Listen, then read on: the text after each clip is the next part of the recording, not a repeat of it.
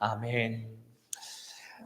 이 시간에 우리 주변에 있는 분들과 이렇게 좀 격려하시고 또 축복하면서 인사 나누면 좋겠습니다. 우리 진심으로 우리 마음을 담아 인사해보죠. 힘내세요. 하나님이 함께 하십니다.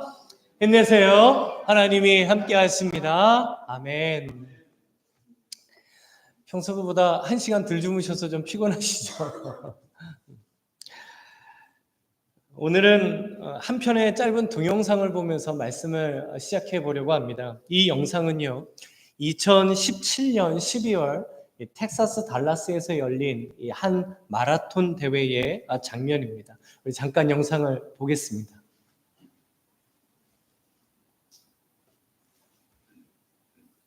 This is just class right here by both of them.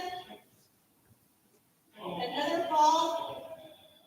We just all want her to just get there. She's given everything she possibly has to get to this finish line. She is literally, from where we sit, we can see she's less than 50 yards from the finish. So a phenomenal athlete, a triathlete, great runner. She's just willing herself there.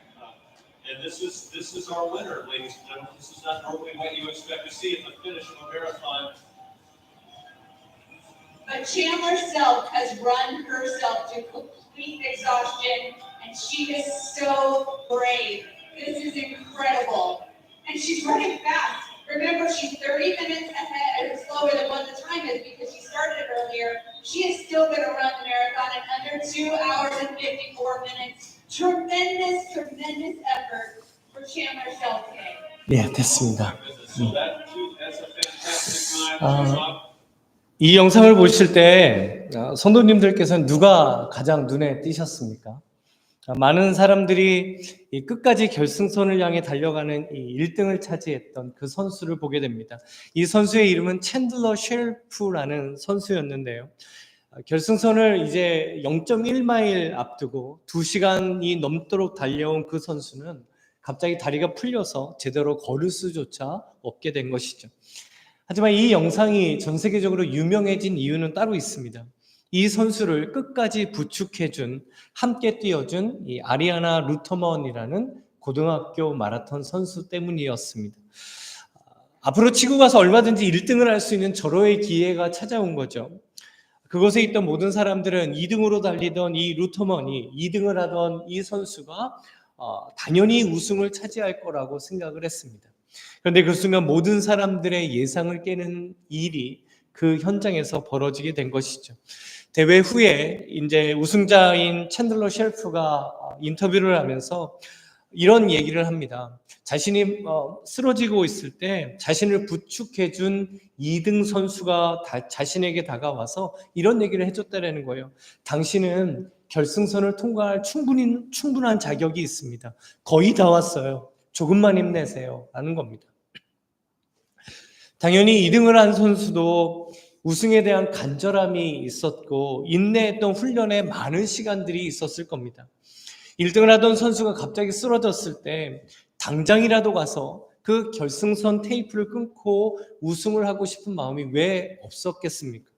하지만 그 순간에 쓰러져 있던 선수에게 다가가서 당신은 1등할 자격이 있다라고 말하며 그녀를 끝까지 부축을 해주죠. 이런 모습을 보면 평소 그녀가 어떤 삶의 기준을 가지고 살았는가를 보게 됩니다.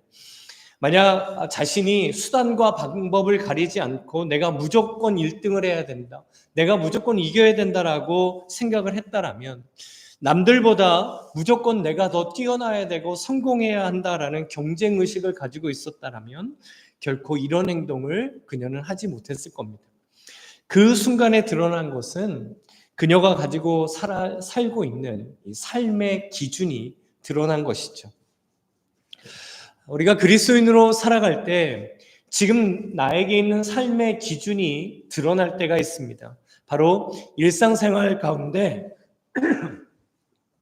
선택의 기로에 서게 될 때입니다.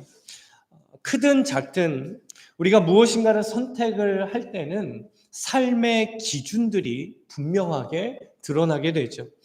오늘 예수님의 말씀은 이 그리스도인으로서 이 세상 속에서 살아갈 때 우리가 참 많이 고민하고 갈등하고 또 많이 부딪혀야 하는 우리의 일상에 관한 말씀입니다. 그리고 그 일상 가운데 그리스도인이 가져야 하는 삶의 기준에 대해서 오늘 예수님께서 말씀을 해 주십니다. 먼저 오늘 본문은 마태복음 5장부터 7장까지에 있는 이 예수님의 산상설교 안에 있는 말씀입니다. 이 산상설교에는 큰 주제가 있는데요. 이 땅에서 하나님의 나라를 살아가는 성도의 생활이라고 할 수 있습니다. 우리가 예수님을 믿는 그리스도인이라고 해서 다른 장소에 따로 모여서 다른 법과 가치를 가지고 다른 문화 속에서 살아가는 것이 아닙니다. 세상 사람들과 동일한 현장에서 동일한 가치와 동일한 사회 가운데 동일한 문화의 흐름 속에서 우리 그리스도인들도 살아가게 되죠. 그러나 그리스도인들은 일상생활 속에서 하나님의 나라를 살아가고 또 그 모습이 무엇인지 예수님께서 이 산상설교를 통하여 우리에게 말씀해 주십니다. 그래서 이 땅에서 그리스도인으로 어떻게 살아가야 될까라는 궁금증이 생기실 때마다 이 산상설교를 꼭 읽어보시기 바랍니다. 그래서 예수님의 말씀은요, 굉장히 구체적이고 실제적입니다. 분노에 대해서, 당시 팽배해 있던 성적인 문화에 대해서, 그리고 나에게 악하게 대하는 사람을 어떻게 대해야 하는지, 또 나에게 원수 같은 사람은 나에게 내가 어떻게 해야 하는지, 또 남을 비판하는 것은 어떻게 반응해야 하는지에 대해서 말씀해 주시죠. 그리고 또한 당시 가장 일상적이었던 신앙생활인 금식하고 구제하고 기도하는 것에 대해서 하나님의 나라를 사는 그리스도인이 어떻게 해야 하는가를 예수님께서 하나하나 말씀을 해 주십니다. 결국 그리스도인의 일상은 믿음과 동떨어지거나 아니면 믿음을 가지고는 살 수 없는 현장이 아니라 오히려 하나님의 나라를 경험하고 하나님 나라의 능력과 은혜를 경험하는 현장이라고 말씀해 주시는 겁니다. 그 중에서도 오늘 본문에 보면 우리 그리스도인의 일상 가운데에서요, 가장 많이 갈등하고 또 고민해야 하는, 우리를 선택의 기로에 서게 하는 문제에 대해 예수님께서 말씀해 주십니다. 그 문제는 바로 염려에 대한 문제입니다. 31절 말씀에 보면, 그러므로 염려하여 이르기를 무엇을 먹을까, 무엇을 마실까, 무엇을 입을까 하지 말라. 이 예수님의 말씀을 듣고 있는 이 사람들은 평범한 이스라엘 사람들이었습니다. 아시는 것처럼 당시 이스라엘은 로마의 식민지였죠. 불안한 사회였고 일반 백성들은 가난함에서 벗어나기가 어려운 상황이었습니다. 특별히 지금 예수님께서 말씀을 전하고 계시는 갈릴리 지역은 다른 이스라엘 지역보다 더 낙후된 가난한 사람들이 모여 살던 지역이었습니다. 또한 당시 이스라엘 백성들은 과다한 세금 때문에 굉장한 경제적인 압박감을 받았다고 합니다. 토지세가 있었고 로마의 세무원에게 직접 내야 하는 개인세가 있었고 또 유대의 수납원인 세리들에게 내야 하는 간접세가 있었습니다. 뿐만 아니라 이스라엘 백성들이 종교세라는 것도 내야 했죠. 이 세금은 종교 지도자들이 또 기득권층인 바리새인과 사두개인들이 모두 착복을 하는 세금이었습니다. 우리나라 역사를 봐도 그렇지만 이렇게 백성들이 세금을 내기 힘들 때 활개를 치는 사람들이 있습니다. 그게 누굴까요? 고리대금 업자입니다. 역사적인 자료를 보면 당시 이스라엘 안에도 이 고리대금 업자들이 있었는데요. 무려 24%라는 터무니없는 이자를 매겼다고 합니다. 그래서 만약에 이자를 갚지 못하면 그 부채가 없어질 때까지 물건을 팔게 하고 자식을 팔게 하고 아내까지 팔게 하는 일이 비일비재했다는 것이죠. 그리고 농민들은요, 열심히 일해서 한 해 추수를 하면 수입의 60%를 세금과 채권자에게 빼앗겨야 하는 현실이었다고 합니다. 이런 원인들 때문에 예수님 당시의 사회는 관료들과 세리들 또 종교 지도자들은 점점 부유해지고 풍족해졌지만 일반 시민들은 점점 빈약층이 되어가고 있었습니다. 그래서 빈부의 격차를 견디지 못해 크고 작은 밀란들이 계속해서 일어나고 있는 상황이었던 것이죠. 결국 지금 예수님의 이 말씀을 듣고 있는 대부분의 사람들은 사회적으로 부당한 대우를 받으며 가난함에서 벗어나기 힘든 사람들이었습니다. 정말 하루하루, 때로는 한 달 한 달 먹을 것을 걱정해야 하는 현실이었죠. 사막 기후인 이스라엘에서 깨끗한 물을 구한다는 것도 어려웠지만 그 깨끗한 물을 마신다라는 것은 굉장히 비싼 물을 구입해야만 했습니다. 세금과 이자를 내지 못하는 이들에게 이 무엇을 마실까라는 것은 굉장히 실제적인 삶의 문제였던 것이죠. 그리고 무엇을 입을까라는 것은 내가 조금 더 멋지고 아름다운 옷을 입을까 이런 문제가 아니었습니다. 정말 입을 옷을 새로 구하는 것이 어려울 만큼 그들은 살아가고 있었던 것이죠.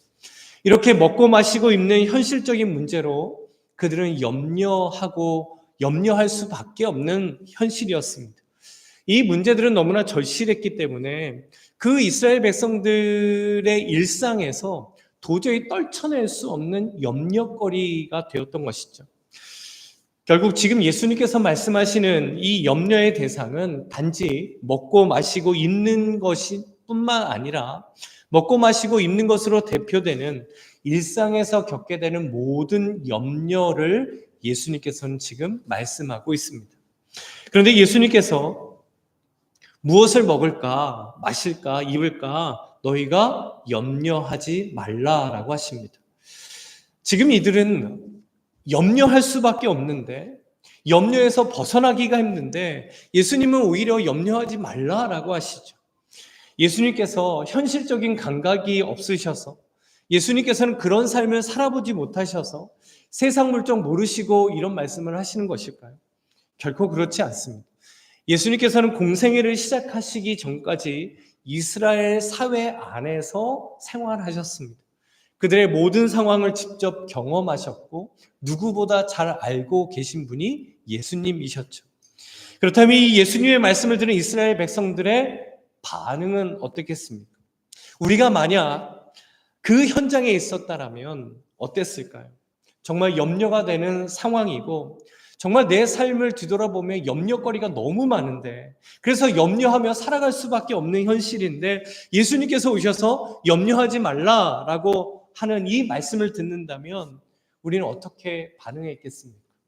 솔직히 저라면, 제가 그곳에 있었다라면 예수님이 현실을 잘 모르시는구나, 예수님이 어디 부잣집 아들이신가, 우리의 삶을 전혀 모르시네, 이렇게 약간 반항적인 마음이 들었을 것 같습니다. 성도님들은 좀 어떠세요? 저 목사님 참 믿음이 없네, 그런 눈으로 바라보시는데 그렇겠습니까? 어쩌면 굉장히 불편한 마음으로 예수님 말만 하지 말고 내가 염려하지 않을 수 있는 그런 구체적인 해결책을 한번 제시해 보세요 라고 했을 것 같습니다. 우리도 예수님에게 나의 염려에 대한 실제적인 해결책을 만들어 주시기를 구할 때가 있습니다.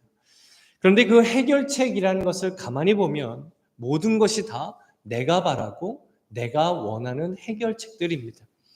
마치 지금 이스라엘 백성들이 이런 해결책을 구하는 것과 같죠. 예수님, 로마의 식민지에서 벗어나게 해서 우리들의 세금과 이 이자의 억압에서 어떻게 벗어나게 해주실 것인가요? 예수님, 너희의 모든 빚과 가난을 청산할 수 있는 돈을 벌게 해주겠다, 이런 좀 계획을 제시해 주세요. 나라를 독립해서 마음껏 먹고 마시고 입을 수 있는 염려 없는 나라를 만들어주겠다, 이런 나라를 세우겠다, 이런 해결책을 그들은 기대했을 것입니다. 예수님 당시 사람들도 그렇고 지금도 우리는 염려가 없는 삶을 살아갈 수는 없습니다. 크든 작든 염려거리들이 계속해서 우리에게 생겨나기 때문이죠. 한 연구조사를 보니까요, 2024년 사람들이 염려했던 문제, 염려거리가 무엇인지가 이렇게 정리가 되어 있더라고요. 경제적인 불안정, 건강과 전염병, 직업에 대한 스트레스, 가족 간의 갈등, 장래에 대한 불확실, 사회적 갈등과 분열, 국제 정세 및 전쟁의 위협, 이런 것으로 염려를 했다는 겁니다. 개인적으로든 가정적으로든 국가와 사회적으로든 어디에나 다 염려거리들이 존재한다라는 것이죠. 어쩌면 지난 한 해 우리들이 염려했던 것들을 가만히 뒤돌아보면 이 범주 안에 다 속해 있는 것 같습니다. 그래서 우리가 인정할 수밖에 없는 사실은 염려거리는 끊임없이 우리에게 찾아온다라는 겁니다. 그리고 염려가 가진 가장 큰 특징 중에 하나는요, 염려는 또 다른 염려를 끌고 온다라는 겁니다. 일상의 염려에 대한 한 논문을 보게 됐는데 이런 통계가 나와 있더라고요. 우리가 염려하는 일들 중에 40%는 아직 일어나지 않는 일이라고 합니다. 그리고 30%는 이미 지나간 과거의 일, 그래서 뭔가 바꿀 수 없는 일에 대한 염려라고 합니다. 그리고 22%는 내가 염려할 필요가 없는, 나에게 중요하지 않는 일이라고 합니다. 그리고 4%는 내가 바꿀 수 없는 불가항력적인 일에 대한 염려라고 합니다. 그러니까 내가 진짜 걱정하고 염려해야 할 일은 불과 4%에 불과하다는 거죠. 나머지 96%는 안 해도 되는 염려를 지금 사람들은 하고 살아가고 있다는 겁니다. 그렇다면 왜 이런 일이 일어나게 되는 것일까요? 이 캔디 크로켓이라는 목사님이 쓴 내 영혼의 119라는 책에 보면 이런 예화가 소개가 됩니다. 한 남자가요, 여행을 가다가 가스 스테이션에 잠시 들렀습니다. 주유를 하는 중에 화장실에 가면서 직원에게 차 유리를 좀 닦아달라고 부탁을 하죠. 그런데 화장실을 다녀온 뒤에 차에 탔는데 차 유리가 여전히 더러운 겁니다. 남자가 기분이 굉장히 나빴습니다. 그래서 직원에게 아니 차 유리가 아직 더러우니까 다시 한번 좀 닦아달라고 했습니다. 직원분이 열심히 차 유리를 닦아줬죠. 그런데 나중에 보니까 차 유리가 여전히 더러운 거예요. 이 남자분이 참다 폭발을 하게 됩니다. 아니 내가 유리를 좀 잘 닦아달라고 2번씩이나 부탁했는데 당신이 이렇게밖에 일을 못합니까? 라고 핀잔을 주게 되죠. 그런데 이 직원분이 오히려 당황하면서 안절부절을 못합니다. 이 남자가 너무 불쾌하면서 차를 몰고 여행을 마치고 집에 돌아오게 됩니다. 그런데 집에 돌아와서 이 남자가요, 자신이 큰 실수를 했다라는 것을 깨닫게 되죠. 왜냐하면 더러운 것은 차유리가 아니라 자기가 쓰고 있는 안경이었기 때문입니다. 직원이 정성스럽게 닦은 유리는 너무나 깨끗했습니다. 그런데 자신이 쓰고 있는 안경이 더러우니까 보는 것마다 다 더럽게 보였던 것이죠. 염려라는 안경으로 보면 모든 것이 염려거리가 됩니다. 염려라는 안경을 쓰고 있으면 정말 모든 것이 걱정거리, 염려거리, 불안투성이가 되는 것이죠. 혹시 지금 우리도 염려의 안경을 쓰고 있기 때문에 혹시 염려의 올무에 얽매여 있지는 않겠습니까? 한번 이 염려라는 올무에 잡히게 되면 이것도 염려가 되고 저것도 염려가 되어 염려거리에서 헤어나오기가 힘든 것이죠. 우리가 기독교 신앙생활을 오해해서는 안 됩니다. 예수님을 믿는 신앙생활은요, 염려거리가 없고 염려할 필요가 전혀 없는 일상이 되는 그런 생활이 아닙니다. 지금 예수님께서는 너희들이 먹고 마시고 입는 아주 일상적인 염려거리들을 아셨고 인정하셨습니다. 그리고 염려하는 것 자체에 대해서 예수님께서 책망하시는 것이 아니죠. 다만 염려거리가 찾아오고 염려할 수밖에 없는 상황이 되었을 때 너희는 염려하지 말라라고 말씀하십니다. 그렇다면 우리가 염려가 생길 때, 염려거리가 생겼을 때 그리스도인이 가져야 할 삶의 기준은 무엇이겠습니까? 첫 번째는 나의 염려를 아시는 하나님 아버지를 신뢰하는 것입니다. 우리 32절 말씀을 함께 읽어보도록 하겠습니다. 우리 함께 읽죠. 이는 다 이방인들이 구하는 것이라 너희 하늘 아버지께서 이 모든 것이 너희에게 있어야 할 줄을 아시느니라. 아멘. 염려가 생기거나 염려거리가 일상에서 찾아왔을 때 그리스도인이 가장 먼저 무엇을 인정해야 하는지를 예수님께서 이렇게 말씀하시죠. 너희 하늘 아버지께서 이 모든 것이 너희에게 있어야 할 줄을 아시느니라.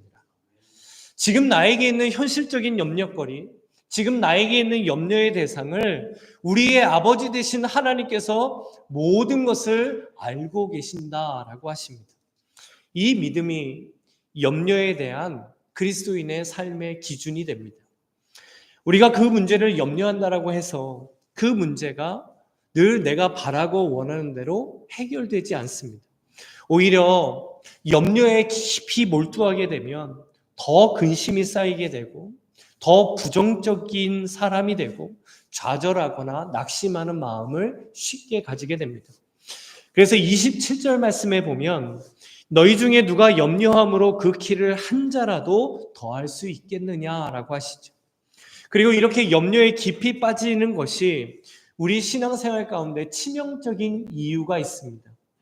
그 염려에 깊이 빠지게 되면 우리는 하나님을 바라보지 못하기 때문입니다. 그래서 하나님과 나의 관계를 깨트리는 것이 바로 염려라는 것이죠. 그래서 염려는요, 우리를 더욱더 깊은 염려로 끌어들이게 됩니다. 그러나 그 순간에 염려의 사슬을 끊어낼 수 있는 이 땅에서 사는 하나님 나라의 백성이 어떤 방법을 가져야 하는지 예수님께서 이렇게 말씀하신 것이죠. 나의 염려를 아시고 내가 있어야 할 것을 모두 아시는 하나님을 신뢰하라라는 것입니다. 이 땅에서 우리가 살아가는 하나님의 나라는요, 염려가 없는 나라가 아닙니다. 염려가 생기지만 염려할 수밖에 없지만 그 염려를 하나님께 맡기고 하나님을 신뢰할 때 하나님께서 역사하시는 그 은혜를 경험하는 것이 바로 하나님의 나라인 줄로 믿습니다. 그리스도인에게 염려가 사라질 때는요, 나에게 있던 문제가 해결이 되거나 아니면 내가 바라고 원하던 해결책이 생겨서가 아닙니다. 이런 염려에 대한 자세는요, 하나님을 믿지 않는 사람들도 얼마든지 가질 수 있고 바라는 해결책입니다. 그러나 그리스도인은 하나님 안에 나의 염려가 있다. 하나님은 내 모든 염려를 아신다. 그리고 나에게 있어야 할 것을 아시는 하나님께서 그 있어야 할 것을 주관하시고 채우신다. 이 믿음의 확신을 가지는 것입니다. 대표적으로 염려에 대한 하나님의 나라를 경험하는 현장이 바로 기도의 현장입니다. 우리는 우리들의 염려거리를 가지고 하나님께 기도하죠. 물론 하나님께 간절히 기도해야 됩니다. 그런데 혹시 기도 가운데 이런 경험 있으시지는 않으신가요? 무엇이 되었든 나에게 정말 큰 염려거리가 있으면 그것을 위해 기도했는데 조금 있다가 또 기도하게 됩니다. 그리고 기도를 마치면서도 다시 한번 그 문제를 가지고 하나님께 기도를 하죠. 그만큼 우리는 그 문제에 대해서 간절하기 때문이고 하나님 이 문제 꼭 해결해 주셔야 됩니다 라는 간절함이 있기 때문입니다. 심지어 다른 기도 제목으로 기도를 하고 있는 중에도 머릿속에서는 여전히 그 염려거리가 떠나지를 않는 것이죠. 우리가 예배를 드리면서 지금 염려에 대한 말씀을 듣는 중에도 어쩌면 우리들의 머릿속에서 떠나지 않는 염려거리가 있는 것과 같은 것입니다. 그런데 그 기도의 순간에 하나님, 나에게 있어야 할 것을 하나님께서 아시는 줄 믿습니다. 하나님의 뜻이 이루어지게 하소서. 그 염려를 이렇게 하나님께 맡기면서 기도하면 상황이 변해진 것은 아무것도 없는데 염려거리들은 그대로 있다 할지라도 기도 후에 놀라운 평안이 찾아오는 것을 경험하게 됩니다. 어떻게 그런 평안이 생길까요? 그 기도를 통해 나의 하나님 아버지가 모든 것을 아신다라는 믿음을 가지게 되기 때문입니다. 그리스도인에게도 염려라는 것은요, 참 힘겹게 넘어가야 하는 산과 같습니다. 그러나 하나님의 나라를 사는 그리스도인에게는 염려는 하나님을 신뢰하게 하는 통로가 되는 것입니다. 제가 대학생 시절에요, 교회 대학부에서 이 강원도 동강으로 이 래프팅을 하러 간 적이 있습니다. 이 래프팅이 이제 6명에서 8명 정도 고무보트를 타고 이 가이드와 함께 급류를 타고 이제 내려오는 건데요. 그때 대학부에서 이제 래프팅을 한다라는 이 이야기를 들었을 때 가장 염려에 빠진 두 사람이 있었습니다. 저와 한 형님이었어요. 왜 염려하게 됐을까요? 수영을 전혀 못했거든요. 제가 보기에는 수영 굉장히 잘하게 생기지 않았나요? 근데 제 별명이요, 못입니다. 못. 이게 수영 못하시는 분들은 맥주병이라고 하잖아요. 맥주병은 이렇게 사선으로 가라앉잖아요. 근데 저는 못이어서 물에 뜨면 90도로 가라앉아요. 그러니까 1m도 못 나가겠더라고요. 저는 이상하게. 그래서 이제 못인데, 그러니까 이제 그 깊은 강물에 들어가야 되니까 불안해질 수밖에 없습니다. 그런데 래프팅을 하기 전에 모든 사람들에게 라이프 자켓을 줍니다. 라이프 자켓을 입죠. 이 라이프 자켓만 입으면 아무리 물에 빠져도 물 위로 뜰 수가 있습니다. 그래서 이 가이드가요, 이 라이프 자켓을 입으면 안전하다라는 것을 경험하려고 일부러 처음에 그 보트에 탄 사람들을 다 물에 빠뜨립니다. 저도 처음에는 굉장히 무섭더라고요. 그런데 이 라이프 자켓의 안정성을 제가 알고 나니까 그때부터 물에서 너무 자유한 겁니다. 그리고 이제 제가 안전하게 보트에 딱 올라왔죠. 그런데 이제 문제는 저 말고 수영을 전혀 못하던 그 형님이었습니다. 이 형님이요, 얼굴이 백지자처럼 하얘져가지고 그 보트에 있는 줄을 놓지를 못하는 겁니다. 그래서 정말 이대로 두면 큰일 날 것 같아서 이제 가이드와 함께 이제 배로 끌어올려 주려고 했습니다. 그런데 물에 빠진 사람이요, 다시 배에 올라타려면 그 끈을 놓고 뒤로 돌아야 됩니다. 그러면 배 위에 있는 사람이 이렇게 등 뒤에서 라이프 자켓을 끌어올려줘야 됩니다. 왜냐하면 앞으로 보고 있으면 이 물에 빠진 사람이 혹시 두려움이 생길 때 그 사람을 끌어당겨서 두 사람 다 위험해질 수 있기 때문입니다. 반드시 뒤로 돌아야 해요. 그런데 이 형님이 뒤로 돌지를 못하는 거예요. 그 끈을 놓지를 못하는 겁니다. 그래서 형님, 그 손을 놔야 뒤로 돌고 그래야 우리가 끌어올려줄 수 있지. 빨리 그 손을 놔라고 했습니다. 그랬더니 이 형님이요, 얼굴이 더 백지창처럼 하얘지는 거예요. 거의 패닉 상태에 온 겁니다. 그러면서 그 주변에 있는 사람들이 다 들을 수 있을 정도로 정말 크게 이렇게 얘기를 하는 겁니다. 주원아, 내 거는 안 떠, 내 거는 안 떠, 이러는 겁니다. 내 거는 안 떠라는 겁니다. 분명 뜨거든요. 근데 손을 못 넣는 거죠. 어떻게 했을까요? 가이드가요, 발로 차버리더라고요. 그래서 떨어뜨려 놓고 뒤에서 이렇게 건져줬습니다. 제가 몇 해 전에 한국에 갔을 때 이 형님을 만났는데요, 30년이 다 된 이야기를 또 하더라고요. 배에 올라오기 위해서는 있는 힘껏 끈을 잡고 있는 그 손을 놓아야 했습니다. 염려가 생길 때 내가 염려하는 것들을 붙잡고 있는 그 손을 놓고 우리는 그 모든 것을 하나님께 맡겨야 합니다. 이게 그리스도인의 삶의 기준입니다.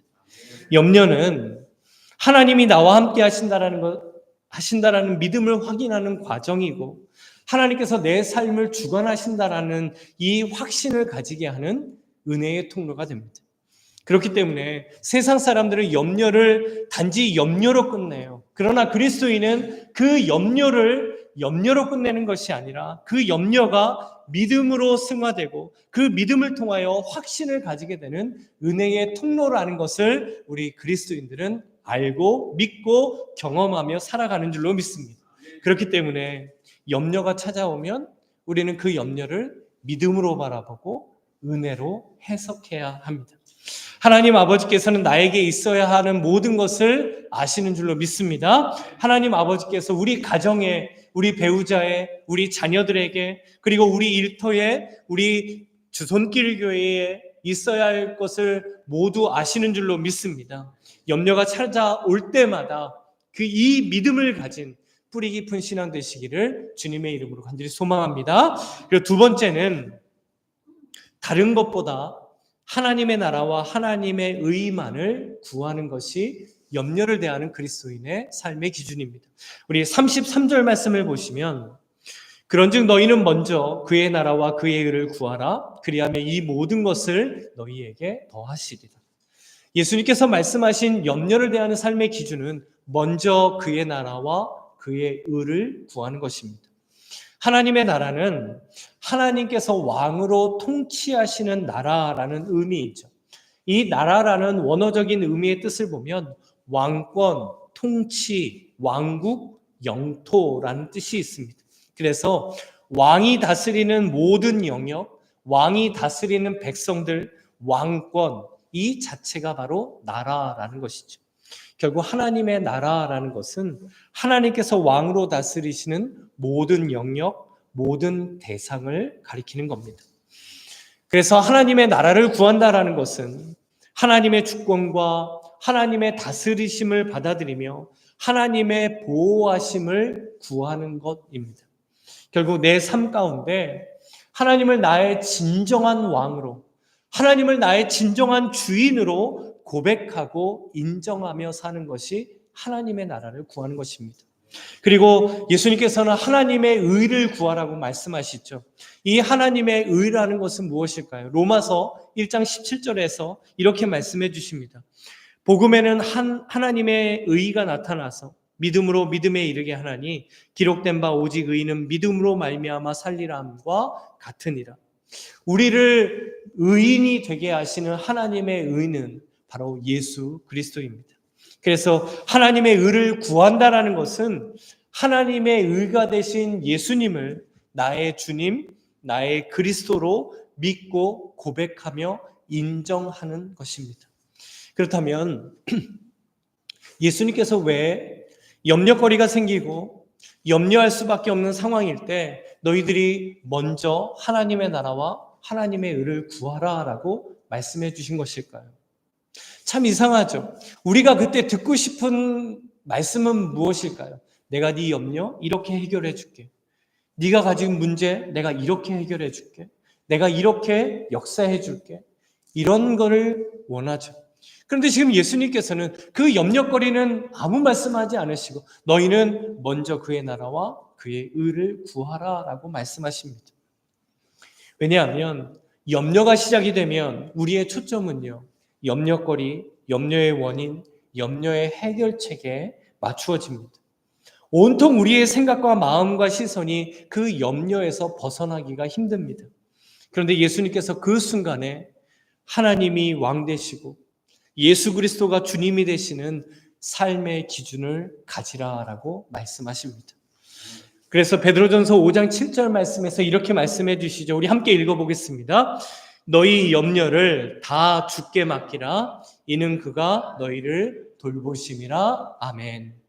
염려는 우리를 힘들게 합니다. 염려는 우리를 낙심하게 만들죠. 염려는 근심과 걱정에 우리를 몰아넣습니다. 그래서 염려에서 자유할 수 있는 사람은 없습니다. 그러나 그 염려를 향해서 하나님께서 나의 왕이십니다. 그 염려를 향해서 예수 그리스도가 나의 주님이십니다. 이것을 믿음으로 외치는 것이 바로 뿌리 깊은 신앙이라는 것이죠. 그래서 우리가 정말 중요하게 보아야 하는 한 단어가 33절에 나오는 먼저라는 단어입니다. 예수님께서 말씀하고 계시는 이 먼저는요, 너희들이 2개, 3개 이렇게 잘 비교해 봐서 뭔가 하나를 먼저 선택해라. 그런 우선순위를 가져라. 이런 말씀이 아닙니다. 지금 예수님께서 하시는 이 먼저는 절대적인 의미로 말씀해 주시는 겁니다. 그래서 여러 가지 선택들 중에 우선적으로 하나님의 나라와 의를 구하는 것이 아니라 너희들이 하나님의 나라와 의를 구하지 않으면 그리스도인에게는 다른 믿음의 선택은 없다라고 말씀해 주시는 겁니다. 너희들이 먼저 하나님의 나라와 의를 구하고 나중에 다른 거 구해라 라고 말씀하시는 게 아니라는 겁니다.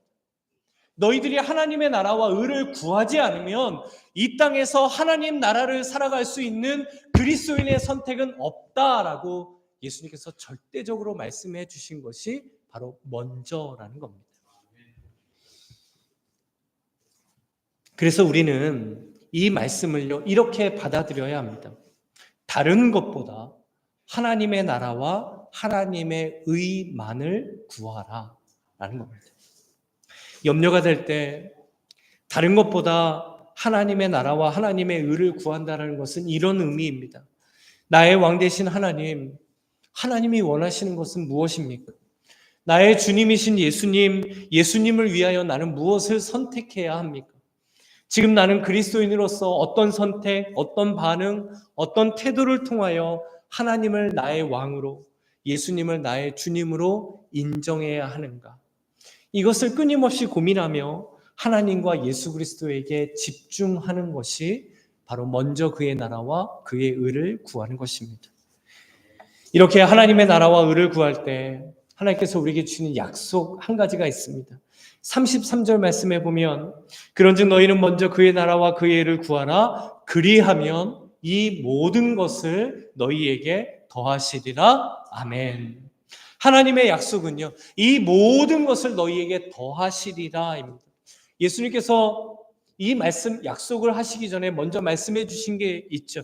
너희 하나님 아버지께서는 너희에게 있어야 할 것을 모두 아시는 분이다라는 겁니다. 그 하나님께서 너희들이 하나님의 나라와 의만을 구하며 살고자 할 때 너희에게 있어야 할 모든 것을 더하시겠다라고 약속해 주신 겁니다.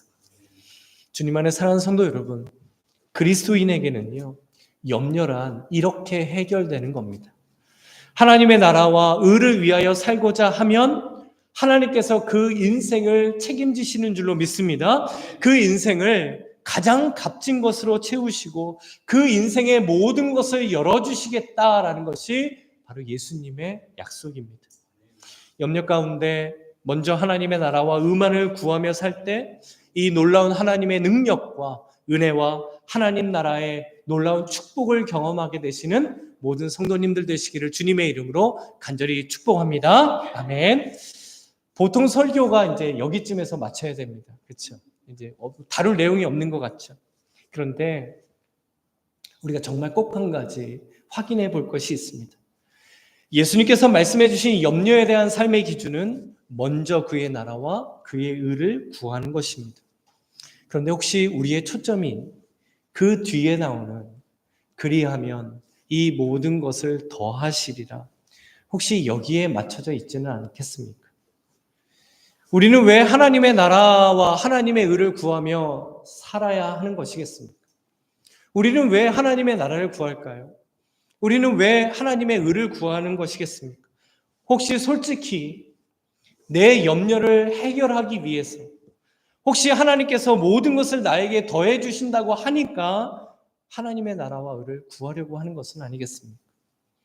만약 모든 것을 더해 주시는데 초점을 두고 내가 하나님의 나라와 의를 구하려고 한다라면 그 신앙은 기복신앙이 될 수밖에 없습니다. 하나님의 나라와 의는 절대로 도구처럼, 수단처럼 구해서도 안 되고 찾아서도 안 되는 겁니다. 성도가 하나님의 나라와 의를 구한다는 것은 왕이신 나의 하나님을 높이는 것이고 예수 그리스도가 나의 주님 되심을 믿고 사는 성도의 사명이요 신앙의 본질이기 때문입니다. 주님 안에 사는 성도 여러분, 우리 인생에는요, 그러므로 염려하여 라는 상황이 계속해서 일어날 겁니다. 그러므로 염려하여 라는 상황이 일상 가운데 우리 가정에 또 일터에 생길 때마다 우리는 그런즉 너희가 먼저 하나님의 나라와 하나님의 의를 구하라, 이 말씀을 믿음으로 선포하는 삶이 되기를 간절히 원합니다. 그러므로 염려하여가 나오면 우리의 삶 가운데 그러므로 염려하여가 찾아오면 우리가 무엇을 고백해야 할까요? 그런즉 너희는 먼저, 그런즉 너희는 먼저 그의 나라와 그의 의를 구하라, 이것이 나와야 합니다. 그러면 우리의 모든 일상이 모든 것을 더하시는 하나님의 은혜와 하나님의 능력을 경험하는 하나님 나라가 될 줄로 믿습니다. 하나님의 왕 되신 하나님의 나라, 예수님이 진정한 나의 주님 되시는 하나님의 나라를 위해 사는 성도를 하나님께서는 책임지시고 하나님께서 모든 것을 더하여 주실 줄로 믿습니다. 지금 이 예배 가운데 먼저 하나님의 나라와 의를 구할 수 있는 믿음과 은혜와 능력을 한 영혼 한 영혼 우리 모두에게 더해 주시기를 간절히 원합니다. 그래서 우리의 일상이 하나님의 나라가 되고 우리의 가정이 하나님의 나라가 되고 우리의 일터가 하나님 나라 되시기를 간절히 축복합니다. 그리고 우리 주손길 교회가 가장 먼저 다른 그 무엇보다 하나님의 나라와 하나님의 의만을 구하는 교회가 되어 우리의 아버지 되신 하나님께서 이 교회의 모든 것을 더하시는 하나님의 능력과 은혜와 축복을 경험하는 하나님의 나라가 되는 우리 주손길 교회 되시기를 이 시간 주님의 이름으로 간절히 축원합니다. 아멘.